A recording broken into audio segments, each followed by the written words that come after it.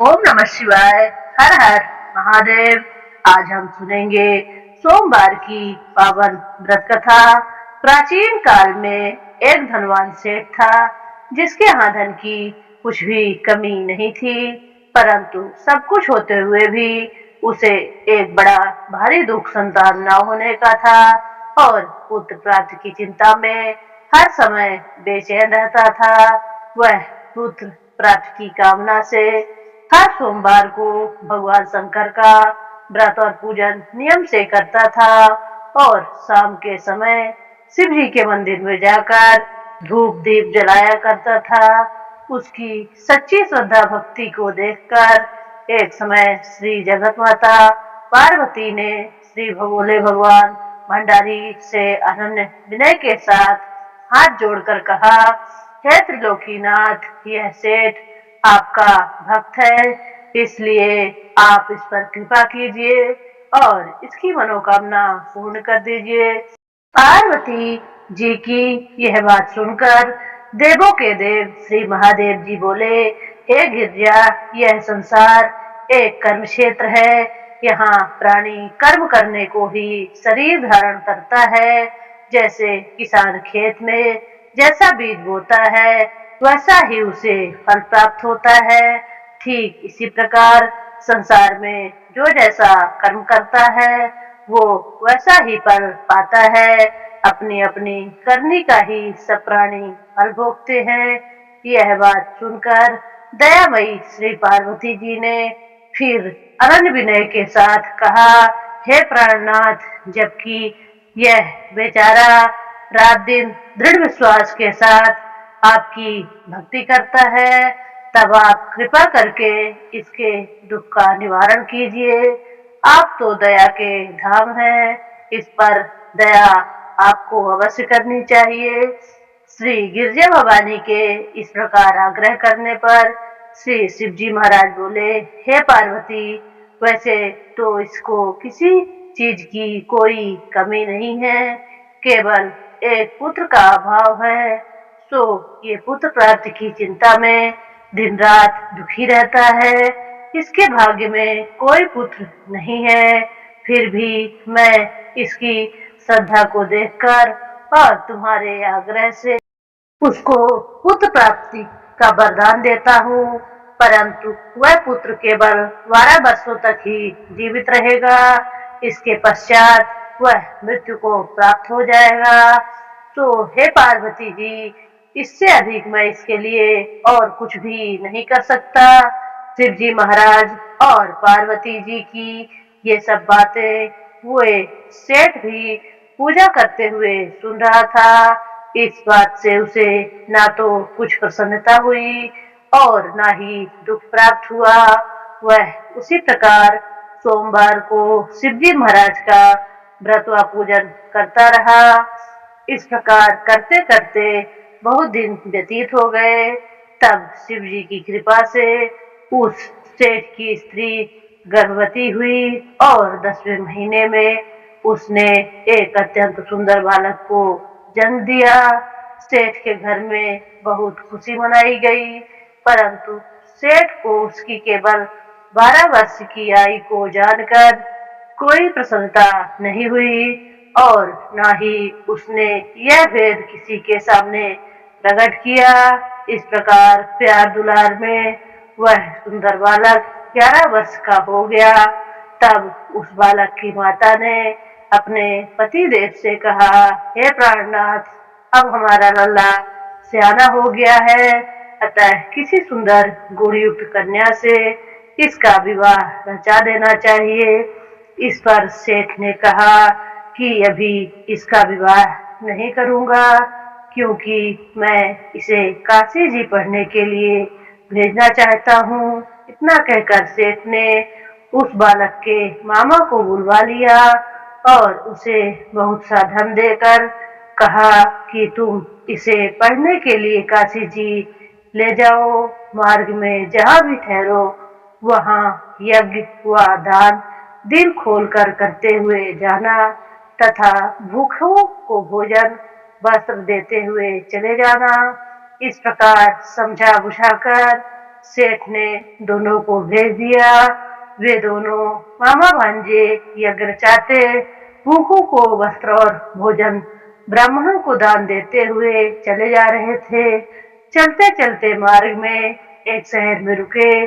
दैव योग से उस नगर के राजा की कन्या का विवाह होने वाला था और जो राजा बारात लेकर आया था उसका लड़का एक आंख से काना था।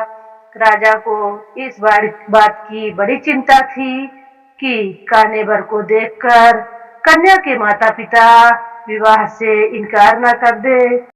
इस कारण जब उसने अति सुंदर सेठ के लड़के को देखा तो मन में विचार किया कि क्यों ना इस लड़के को दूल्हा बनाकर बारात का झुकाव करा लिया जाए, जिससे किसी प्रकार की बाधा न पड़े।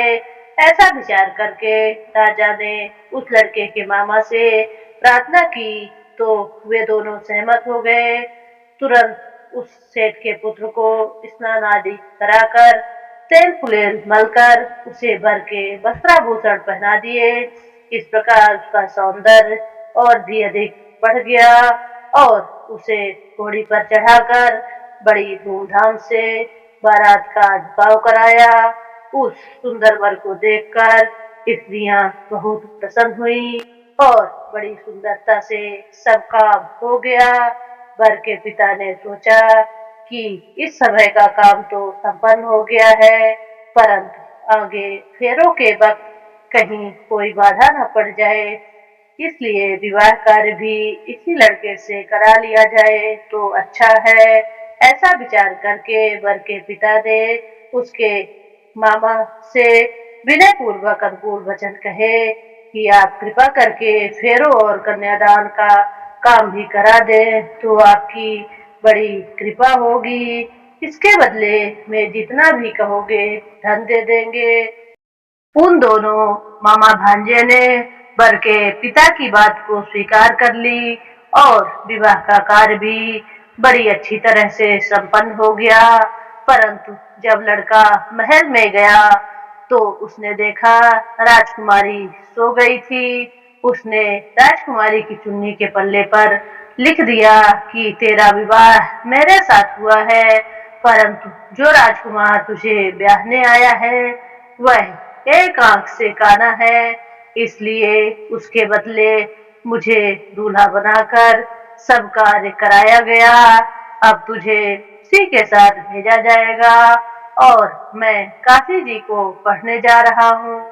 यह बात लिखकर सेठ का पुत्र तो चला आया और जब राजकुमारी सोते से उठी तो उसने अपनी चुन्नी के पल्ले पर यह बात लिखी देखी तो उसने काने राजकुमार के साथ जाने से इनकार कर दिया और साफ कह दिया कि यह मेरा पति नहीं है।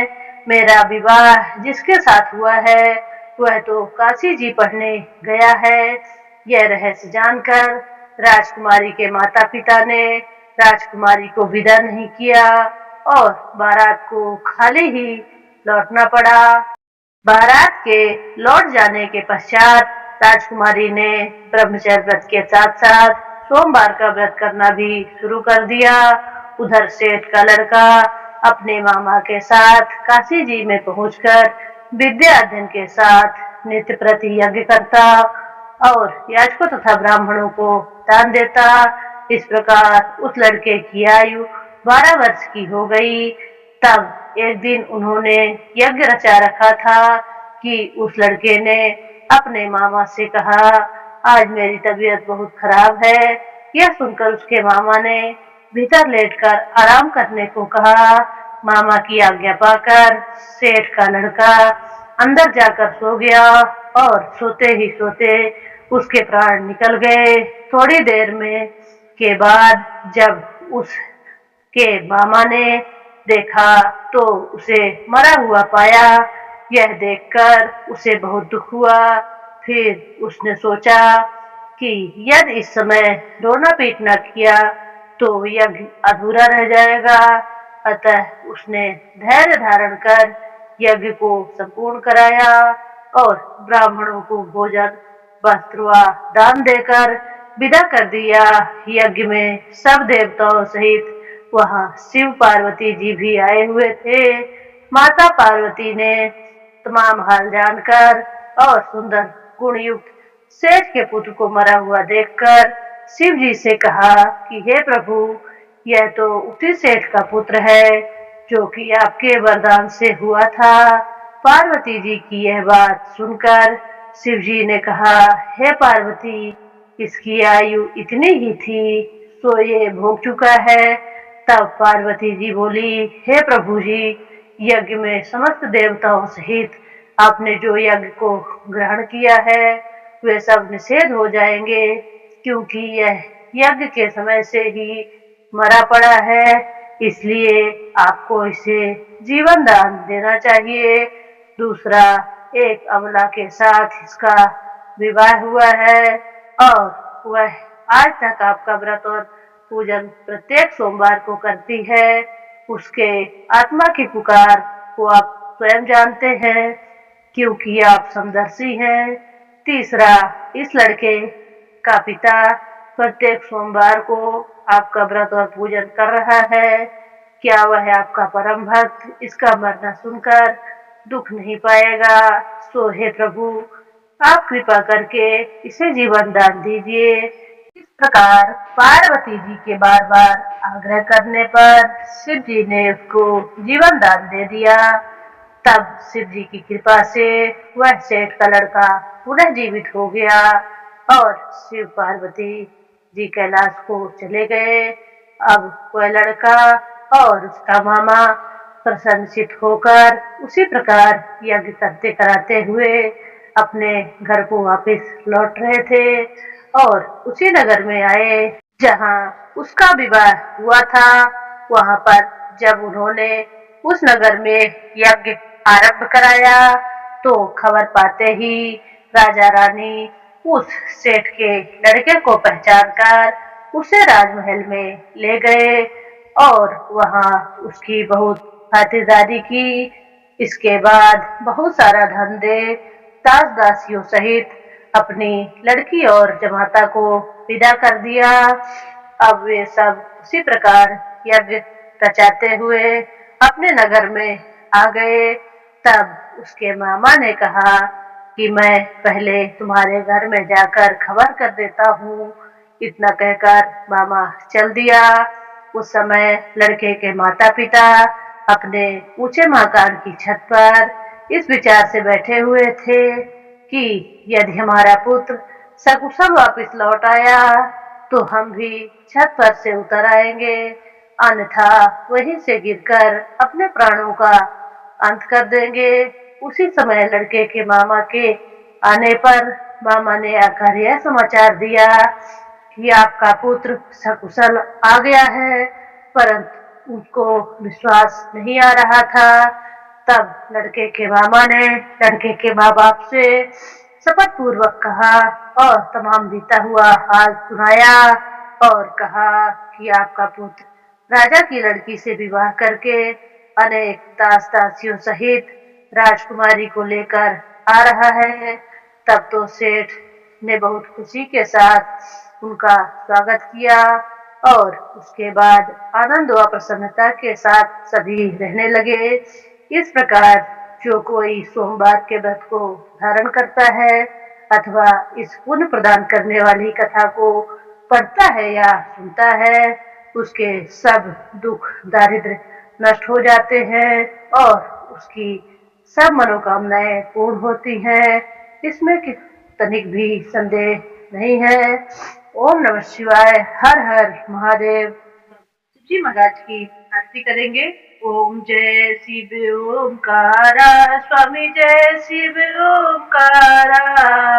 ब्रह्मा विष्णु सदा शिव, ब्रह्मा विष्णु सदा शिव, अर्धांगिनी धारा। ओम जय शिव ओमकारा। एकानन चतुरानन पंचानन राजे, स्वामी पंचानन राजे।